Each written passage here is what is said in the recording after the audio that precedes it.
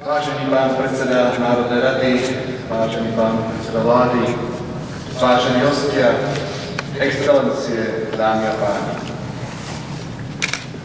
Je mi cťou a zároveň veľkým osobným potešením v mene Slovenskej republiky oceniť 20 osobností za ich výnimočný celoživotný prínos pre našu vlast. Aj vďaka vašej neúnavnej práci, jedinečnému talentu, osobnej odvahe, výnimočnej profesionalite, ale i každodennej tvrdej práci je naše Slovensko krajšie, múdrejšie, vynaliezavejšie, spravodlivejšie a viac úsmevné. Dnes sme sa tu zišli, aby ste si prevzali najvyššie štátne vyznamenania Slovenskej republiky. Sme tu, aby sme oslávili váš život, vaše dielo, ktorým robíte česť našej krajine doma aj za hranicami. Je pre mňa ako prezidenta Slovenskej republiky vzácnym zážitkom byť pri tomto slávnostnom akte s vami a v mene našich občanov vám najvyššie štátne ocenenie udeliť. Prezident Slovenskej republiky udeluje Ivanovi Kamencovi štátne vyznamenanie Rad Ľudovíta Štúra prvej triedy za dlhoročné mimoriadne zásluhy o rozvoje demokracie, ochranu ľudských práv a slobod a o rozvoji historických vied. Po vzniku Ústavného súdu Českej a Slovenskej federatívnej republiky vo februári 1991 pôsobil Ivan Privaj až do zániku spoločného štátu ako sudca tohto súdu. Nič takého som nikdy neočakával, lebo ako sa pamätáte, okolo mňa vždy bola robota a nie paráda. Máte radosť? Ale nie.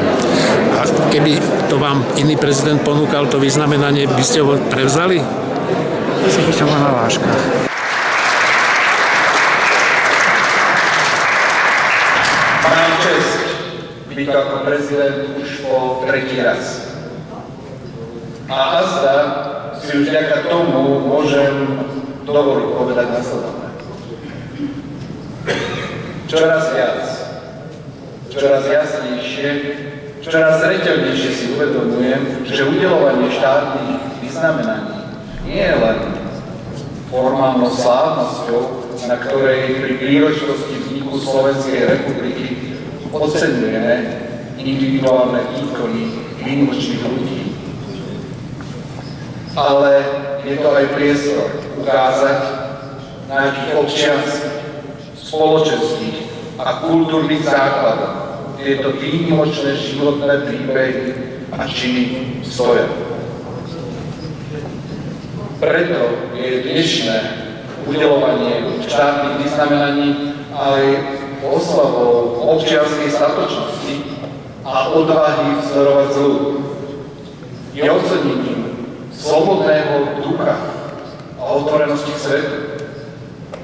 Je prejavom podpory umeleckej, vedeckej tvorivosti a úcty k pravde a faktom. Prezident Slovenskej republiky udeľuje Michailovi Kocábovi štátne vyznamenanie Rad bieleho dvojkríža druhej triedy za mimoriadne zásluhy o všestranný rozvoj vzťahov medzi Českou republikou a Slovenskou republikou a o posilnenie postavenia Slovenskej republiky v medzinárodných vzťahoch. Mám to obrovskou radost z samé svobody a mě to. Navíc z rukou člověka, kterou si skutečně nesmírně vážím, to je pan prezident Kiska. A to je ještě trojnásobně umocněný ten pocit, jo? Protože to snad by si ani nedokázal nic lepšího přát. Obzvlášť v súčasnej nepokojnej dobe silných slov a rýchlych úsudkov považujem za životný záujem pre ďalšie slobodné, demokratické a občianske smerovanie našej spoločnosti, aby sme oceňovali a počúvali tých, ktorí strážia a kultivujú našu spoločnú pamäť. Aby sme sa opäť raz nestali obeťami nenávisti, či nevedomými nástrojmi starého zla v novom šate. Toho zla a tej nenávisti, ktoré sme za cenu veľkých obetí a nesmierneho utrpenia už raz porazili. Ján Langoš, in memoriam. Rodený Bansko-Bystričan, vyštudovaný fyzik, elektrotechnik a dlhoročný pracovník Slovenskej akadémie vied.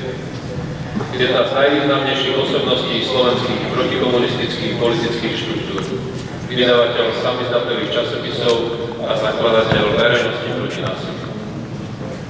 Prvý ponoveurový federálny minister vnútra, dlhoročný poslanec Slovenského parlamentu a predkladateľ pôvodného návrhu zákona o slobodnom prístupe k informáciám.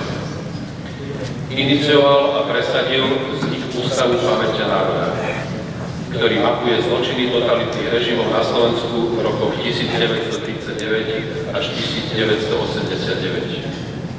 Prvý predseda jeho správnej rady až do 8. júna 2006, keď tragicky zahynul. Ján Langoš, strážca pamäti tohto národa, v jednej zo svojich početných úvah napísal: Mám istú morálnu povinnosť odpustiť svojim vinníkom, ale nemám právo odpustiť človeku, ktorý ubližuje iným. Prezident Slovenskej republiky udeľuje Jánovi Langošovi štátne vyznamenanie Rad Ľudovíta Štúra 1. triedy in memoriam za dlhoročné mimoriadne zásluhy o rozvoj demokracie, ochranu ľudských práv a slobôd a za zachovávanie pamäti národa. Vyznamenanie prevezme pani Gabriela Langošová.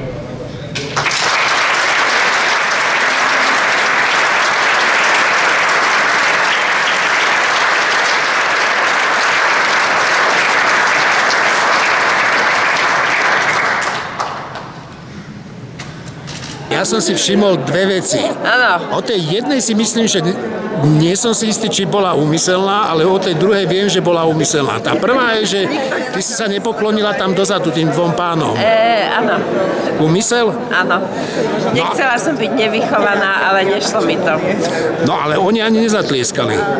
Aha, tak to som si nevšimla. No keď si sa neotočila, ani si nemohla. Ja som všetkým novinárom tam hore hovoril, že to si ty určite urobila na schvál a vidím, že som sa nemýlil. No, tak neviem, no ten Janko by sa asi potešil tomuto okamžiku, keby tu bol a mohol by si to zobrať on. Vieš, že on nebol úplne na takéto vyznamenania, ale tak snáď by sa potešil, no. Myslím si, že od tohto prezidenta, od nášho prezidenta Kisku teda, to nie je snáď hanba zobrať, no. To mi už tu povedali iní dvaja páni, ktorí dostali, že od iného by to asi neprevzali. Hej. Myslíš si, že od takého Gašparoviča by to prijal Janko? Myslím, že asi nie. Ale ani by mu to neponúkol. No, ja si práve myslím, že keby nebolo pána prezidenta Kisku, takže Janko cenu nedostane, no. Ja som šťastná, že ju dostal kvôli tomu, že je 10. výročie a že aspoň sa na ňo nezabudne. Michal Kaščák. Narodil sa v Trenčíne a s týmto mestom je dodnes neudeliteľne spätý. Vyštudoval matematiku a zemepis na Prírodovedeckej fakulte Univerzity Komenského v Bratislave. Ale práve v Trenčíne sa už od svojich 13 rokov stal hlasom dnes legendárnej skupiny Bezlatnosť. Spevák, textár a skladateľ hudby, ale najmä zakladateľ a hlavný tvorca Pohody, jedného z najlepších európskych hudobných a umeleckých festivalov v súčasnosti. S osobitou dramaturgiou a charakterom otvorenosti, prívetivosti, kvality a rôznorodosti, tolerancie a slobody. Michal, teda v kravate som ťa ešte nevidel. Ale však Bezladová skladu celý život hrala v kravate, takže... No dobre, ale v obleku. No aj v obleku a pozri sa, to je kravata Bezladová skladu, takže sme doma. A myslel si, že niekedy budeš stáť takto? Nie, nemyslel som si. A nechcel si to odmietnúť? Nie, lebo Andrej Kiska je výnimočný človek a mňa od neho takisto by potešilo hocičo podanie ruky na ulici a takisto aj toto, takže ďakujem. Vaša práca, vaše výsledky, Vaše činy sú skutočným prameňom bohatstva našej spoločnosti, výnimočným príspevkom k rozvoju našej krajiny.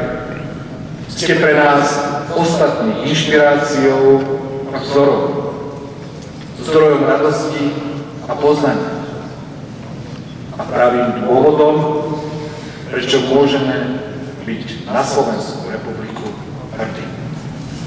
Ďakujem.